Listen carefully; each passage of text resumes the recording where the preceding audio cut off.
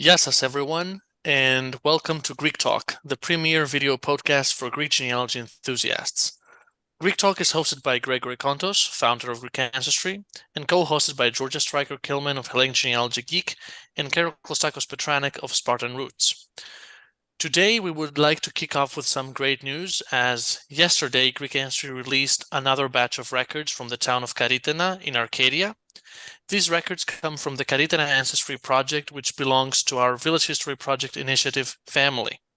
Kudos to Dina Palamidis and Mary LaViolette for preserving those records and being committed to making them available. Also, Carol, Roots Tech is starting tomorrow, right? Yes, Roots Tech, which is the largest genealogy conference in the world, is starting tomorrow, and you are able to join for free. I will put the link in the chat after I make my comments. So they have over 200 classes online. Those classes are various lengths. Some of them are 20 minutes, some of them go up to an hour. Presentations from people all over the world, and some really interesting topics. I want to tell you just a couple of topics that I signed up for. One is called What's in a Name? DNA Surnames and One Name Places. That's really interesting to me because I have a village history project for my village of Ioannis outside Sparta. So a one place name project is I'm trying to learn all I can about it. There's another one by Joshua Taylor, who's a renowned genealogist in the US, and it's called Tracing Individuals with Similar Names. So any of us from a village in Greece know that you could have 5 Yorgos Papadopouloses running around the village. How do you sort them out? There's some other ones. One is called Using AI for Family History. Another one I signed up for is Finding Lost Ancestors in the US Census Records. So check it out for free. Many different sessions, lots of things to learn. Also, once you register with Roots Tech, and once you kind of set your own schedule, like you click on the classes that you like for Thursday, Friday, and Saturday, and then you can go back for the next year and you can re-watch or watch any of the sessions that were broadcast. So it's just a fabulous opportunity. And for many years, I went in person. This year, I am not. So I'm looking forward to the online sessions. So hope to see you there. Thank you, Carol. Or online. Thanks. Thanks, Carol. So today, our little group is joined by Alec Karys, with whom we are going to discuss about the publication of his father's diary from the Asia Minor campaign. Welcome, Alec. Thank you very much, Gregory. Glad to be here, and thanks for the invitation. Our pleasure. So Pantelis Karatasakis, Alec's father, he was a soldier in the Asia Minor campaign, the Greek-Turkish War, which started in 1919 and ended in catastrophe after the defeat of the Greek army in 1922. So Alec, tell us how you found your father's diary and how you decided to publish it. Sure. So my father was not a man of many possessions. We were born in a small farming village, and realistically, when we came to America, his focus was really working on supporting his family. He didn't have much in material possessions, basically. A couple of things that he did have was the diary, which he kept really in his drawer in his bedroom, and his gold watch from his father. So these were the things that we really didn't pay much attention to. But at a point in time when my mother eventually passed away, and these kinds of articles were passed down to family members, being the youngest member of the family, I ended up with both of these, and it sort of got me interested to think about, well, I should really look into this a little bit further, because I was interested to really try to get a little bit of insight into my father's personality and character. I was the youngest child, and my parents honestly didn't pay a lot of attention to me. I think my sisters raised me. So I really didn't feel I really knew my father. So I thought that maybe this would give me some insights. And I basically thought that, there might be some things in there that would help me with that question. and also that I think other members of my family, my brothers and sisters had similar feelings. Like they really felt that even though my father was a very good, reliable father, they really didn't feel they really knew him because he really didn't share his emotions. So that started me on a journey. And then once I started looking into the diary, I realized it was going to be more complicated than I can handle myself. And I did some research, and thank God I found you, Gregory. And I think the rest is history. Georgia, what do you think? I'll tell you. Did you always know that this was a diary that was in his drawer? I really didn't. I mean, I really didn't pay attention to it because, like you don't really go into your parents' bedroom and look through their drawers. I mean, again, my father was not a person he didn't share his emotions. Interestingly, he never discussed this with anybody in the family. Never, never. So basically, we didn't even know. I mean, we really, my mother never mentioned it. So it was like a shock. Even though what's interesting is this, in the living room in our home, there was a big picture, which was a picture on the front of the book. And we knew what that picture was, but we never ever knew the story behind it. So we knew there was something going on in the background, and nobody ever talked about it. But we knew that there was something, there was a message coming to us from that picture. We didn't know what it meant. So that we were totally surprised when we discovered the diary, discovered its contents. Well, I'll tell you, I was thinking it clearly this diary was very important to him. I mean, after all, he brought it here to the States 30 years after he wrote it, right? And it sat in a drawer all those times. Why do you think he didn't talk about his experiences in the war? I don't know, but I'm sensing it's common when people have traumatic experiences. They don't want to share them. They don't want to project grief onto their family. What's interesting is I did hear my father later on in life talk about the events of the Greek Civil War in the village, which he talked about, really with a lot of emotion with his friends, not me personally, but basically, so he wasn't involved in that Civil War directly. He was just impacted by it. So I don't know the answer. I'm just thinking that a lot of people hide trauma. It's a common theme in people's lives. Well, it's interesting because do you think, after reading the diary, do you see in there things that probably influenced your father's personality? Like, can you identify things in his personality that may have been different because of these experiences? I think there's no question. I think he was stoic, he was serious, he was emotional, but he kept to himself. I think the diary was a place for him to share his feelings because he never really, in the old days, mothers and fathers in Greece did not tell their children they loved them. But you can see in the book how much he loved his village. And he never really shared those emotions. So, one of the goals here was to let people that are his descendants, even beyond myself, to know a bit about why they are the way they are and where did all this come from. Oh, I just found it fascinating. Did your father continue to write poetry throughout his life? No, but he did. It was really funny is he did like to draw, which was kind of odd, but he drew in a funny way. When we lived in Boston, we had a Formica table that was yellow, and he would like to take a pencil and draw on the Formica table. And you could just sort of wipe it off afterwards. It wasn't like a permanent thing. So he liked to draw like roosters, things that were kind of flowery. And that was I thought that was kind of odd, but that's what it was, and I think the diagram he has in there about the king, that was sort of a version of his creativity, and his poems were very creative and very emotional. Oh, very. I'll tell you, there were certain parts of the book that really got to me. The I part think when he personally, is, it's hard to not read him and shed a tear. oh my gosh, he's talking, the part where he writes to his mother, Right. It was shocking. Yeah. it's just heartbreaking, and I was really touched by it. Thank you so much for getting it published. It was. Or It even was. thinking It about. was. I'm glad we reached this milestone, and I have to thank Greg a lot. His perseverance, his vision for the bigger project, helped us get where we are today. It's wonderful. Something that can be passed down for years. It's going to to your all the family descendants. members already, and they're already reading it and giving it to their grandchildren. Yeah, that's great. We're also That's going to great. put it in a number of libraries and also in the museums in Greece. So we're going to pass the message along.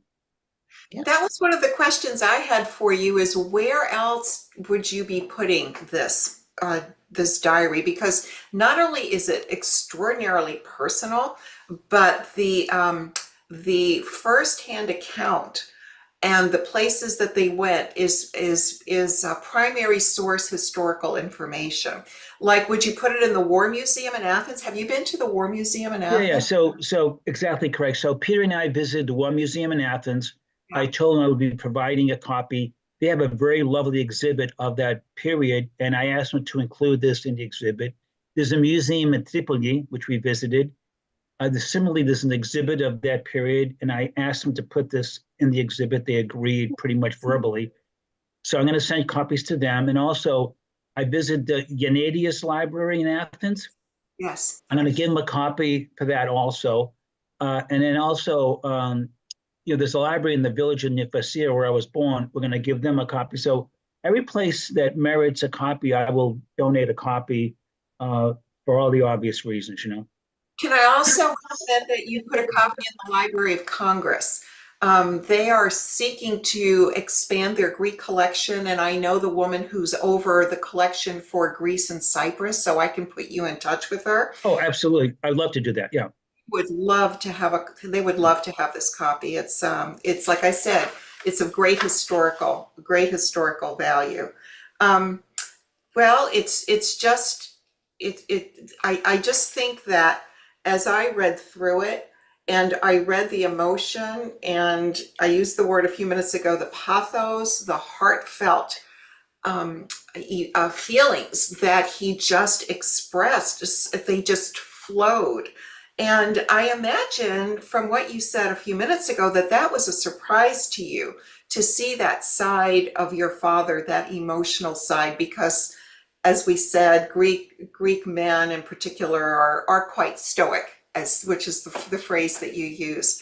But it makes me wonder how many other men have those feelings that are just kind of locked up inside. I don't really want to go down this path in this podcast, but it does make you wonder about just human beings and so many men who have fought in wars and what they've experienced and what they've kept locked up inside themselves. And I have an uncle, my mother's brother, who fought on the fronts in World War II, and she said he never, ever talked about his feelings, but she said when he came back, he was a totally different man.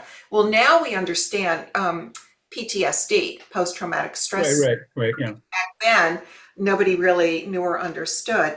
But the way your father dealt with it by touching, by going into his inner feelings and writing them down in such beautiful poetic language was probably his way of dealing with the stress, I would think.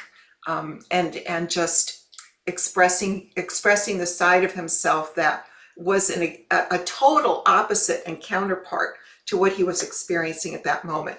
It's just really a phenomenal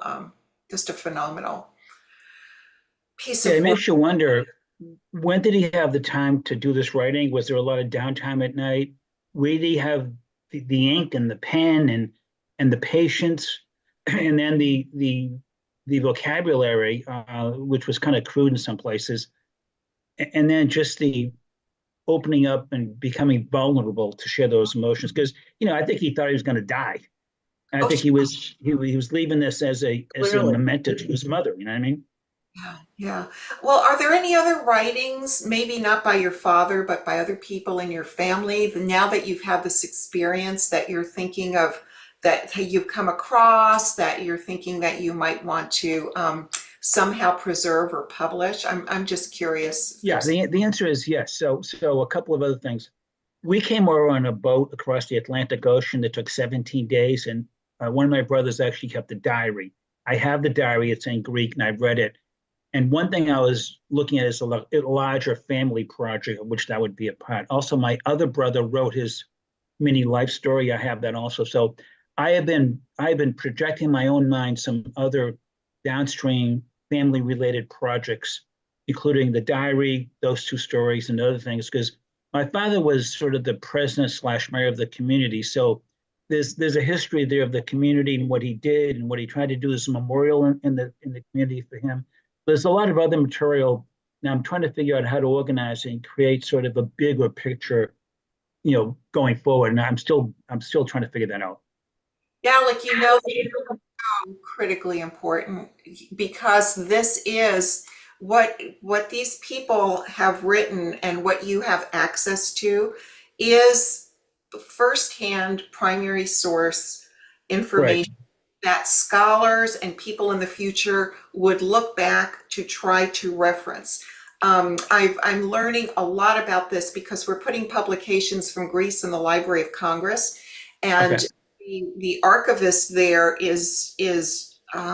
she said primary source material, particularly from areas outside the United States and countries like Greece, are so rare and so critical for the researchers who come in from all over the world to try to augment the information that they're gathering for theses, for scientific journals, for everything. So what we have, I think all of us just kind of feel like, well, our life is our life and who cares? Nobody's going to care. But you have to look beyond just yourself. You have to look at the total community, at the world community. You have to think about researchers. You have to think about people who will be coming after you 2 or 3 generations, and what would they Sure. want. So I am thrilled. I'm so glad I asked you this question. I'm really thrilled to know that there's other materials that you will that you will look into getting Right, published. right. Related to that in the bigger picture, I've been exploring this oral history project for the village, and all these other things that sort of interrelated because, as you know, things get lost. Nobody writes it down. They forget. I was just in the village. I think the oldest person I met was 97, and I learned some things from people that I met. I didn't even know. I was like shocked, and obviously these are lost unless we somehow capture it. So I'm on the same page, and we're going to propagate as much of this as we can in written form in whatever organizational structure we feel makes sense. This is something I'm focusing on because I'm retired, so I have plenty of time. Mhm. Well, an oral history project would be great. We've seen that once before. It's really the basics of how our ancestors even lived. What was it like growing up in the village? Well, you have some of this experience, but the rest Oh of yeah, us don't. And yeah, yeah. it's really thrilling to see something on it. And Alec, the Yes, fact yeah. that you're fluent in Greek is huge because I you wouldn't say I'm not really fluent. I'm conversational in Greek. that's I enough. can speak Greek, but I'm not like, I left Greece when I was 6 years old. So basically, my family was Greek. I can converse in Greek, but basically I don't have college level vocabulary kind of thing. But, I can struggle through things. Yeah, but you don't need it to have these Right. conversations with people Oh, who are. no, no, no, no, no. That's phenomenal. Let's talk offline about that. I would love to see how you're going to organize that project, and maybe I can do something similar in my village. So, I think I'd love to do that because I'm sort of synthesizing um, some ideas, basically. okay, great. And now we have AI in the horizon. We're trying to figure out how do we weave AI into all this stuff. Well, there's several classes regarding AI in Roots Tech. So if you Right. go to rootstech.org and just type in AI, and Sure. you'll see there's I think 5 or 6 classes, and so yeah, it's going to be huge and in moving forward. Back to the diary. Have you ladies selected any favorite passages? I have. I would Okay, and like. while you're reading it, let me show some images from the actual diary so that people can see what we're talking about. Okay. This one makes me cry, so I'm going to try and get through it without being super emotional. It's his diary, page 37. Open up, my dear hands, take paper and pen, and write about the army's sufferings one by one. Ask the moon and the stars will tell you how my little eyes cry when I remember you. There has not been a single day that I have not sighed, that I have not made a complaint and have not cried in my heart. God, make time pass 1 month after the other, so that the time passes and I leave these foreign lands. Everything is futile. Vanity is everything. Never did I hope to become a soldier, but eventually I became one, and I get bread, and I'm on the caravan's bread line.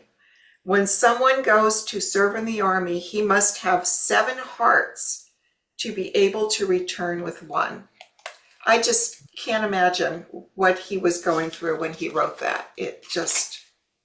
I mean, I could quote the whole diary, honestly, Yeah. but that particular passage was very heart-wrenching for me. Georgia? Well, I saw that, I think it's like on page 79. He was questioning the war, and he writes, "Poor soldier, where can you sleep now that mud reaches your knee?" And he goes on and on about that, and it really got to me. There's parts of the diary where he's really questioning the war, and then when they have a little victory, he's all, look, we're great, we did this, and the king is wonderful. It was very interesting to see him go back and forth between the struggles that he had and the few victories that they had. It's He very was hard. an ardent royalist, which is very Yes. interesting to see, all his political views and his hatred against Venizelos, who was the prime minister at that time. It's really interesting, really interesting. So I noticed in the original pages of the journal towards the end that, Alec, you had said earlier that your father would like doodle or write or make sketches or things, that there were some pages that had like drawings on them. And I guess, did you not understand what they were? Like I asked Greg what one of them was. In fact, he just flipped it up on the screen and he said it was the Greek flag.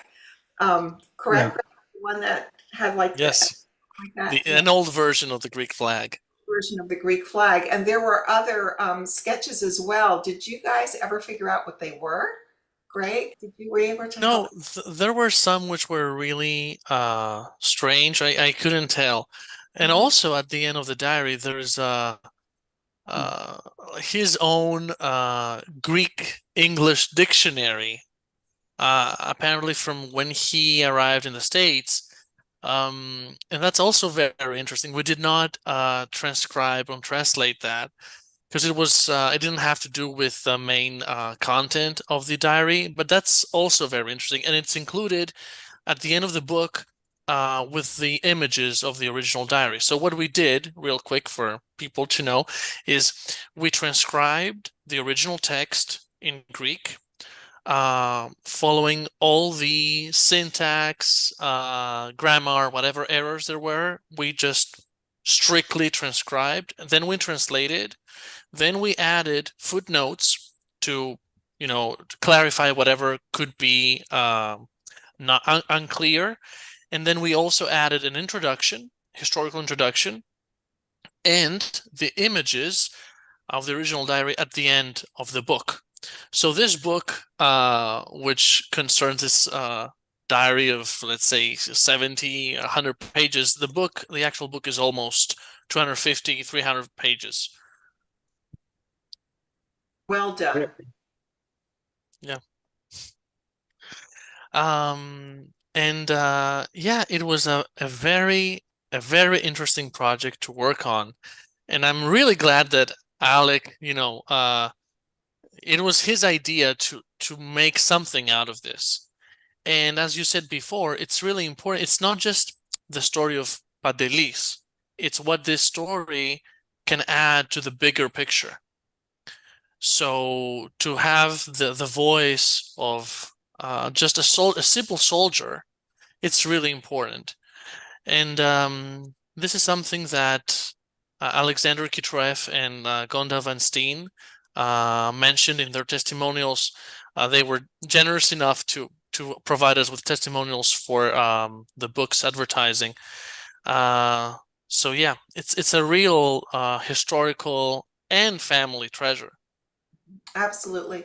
And I'm just going to put in a plug for each of us to be able to take the time to write down the events and the stories of our lives that we can leave for people too, because we may not be a soldier like Pantelis was, but we are soldiering on in our own lives, facing our own challenges and facing our own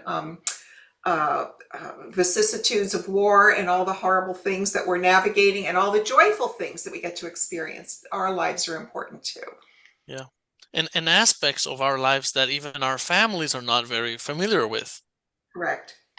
Well, Absolutely. some of them we don't want them to be familiar with, Gregory. Yeah, I know. That's true. Keep some secrets, okay? Oh, God. You know, related to your comment, Carol, I think for those who study history, they have to conclude that in some ways it's a miracle that we have reached this point in our life and we're still here. Because, like in my family's life, as an example, the Germans occupied our village. We had to vacate the village and live in a cave. We survived the Greek Civil War. We survived all the trials and hardships of what happened in World War II. And so, to me, I feel like, oh my God, we made it to this point. It's like a miracle. We could have had all kinds of, you read about all these catastrophes that have gone on in the last 30, 40, 50 years. And somehow we have gotten to this point living in Naples right now. It's like we're so lucky because a lot of people today in Ukraine, today in basically other parts of the world, in Gaza, people are not very lucky and their lives they're ending basically. It's a terrible thing. So we feel fortunate that, God, it's a miracle that my father lived. He had these children. We made it to America, and here we are. It's a miracle. We're just so lucky to be here. Absolutely. And I didn't realize what your family went through during the Greek Civil War. That itself would be an incredible story for you to tell, Alec. Right. Well, even like I said, the Germans occupied our village. We had to vacate the village. People were being killed. During World War II, as you know, hundreds of thousands of people in Greece starved to death because we live in the country. We were able to, I don't even know what we ate. I don't recall what we ate. We survived, and it's a miracle. If you look at pictures of our family from those years, we look like homeless people. You know what I mean? It's a miracle. An incredible story to write. I hope you will write that story. I'm I'll, working on it. I'll stay on you because these types of things are really important to me. Sure. So I think we have reached the end of today's Greek talk. For everybody who is interested, the Diary of Pantelis Karatasakis is available in ebook, paperback, and hardcover copy on lulu.com. So you can just find it on Lulu. You can Google it and you'll be able to get your copy. Thank you, Alec, for joining us today. And I hope there are more projects that you'll be working on. Most certainly, I want to thank you and Georgia and Carol and the opportunity. And I'm really thrilled at the results we have. And yeah, I've actually conjured a number of other projects, which I really don't want to get ahead of ourselves. But I'm thinking seriously of some things that will really enhance the book here, and that they're going to be challenging. I think they're worth considering, and I will share that with you, Greg, in the near future. Wonderful. Cool. Alex, So, Nice to meet you. chat with Thank you very much. yes, Thank that's you. everyone.